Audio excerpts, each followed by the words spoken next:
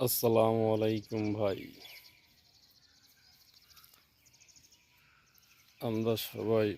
আমরা মুসলমানরা বর্তমান সালাম দিতেও লজ্জা পাই, আবার সালামে স্টাইল শুরু করি, সালাম আলাইকুম, আসসালাম, কিন্তু ক্লিয়ারভাবে আমরা সালাম দিই না।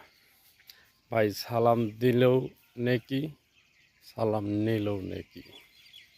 তা এই জন্য সবাইকেই বলি, বিশেষ করে আমরা শিক্ষিত সমাজের যারা আছে এনারাই সালামটাকে বেশিরভাগ উল্টাভাবে বলে, যে সালাম আলাইকুম।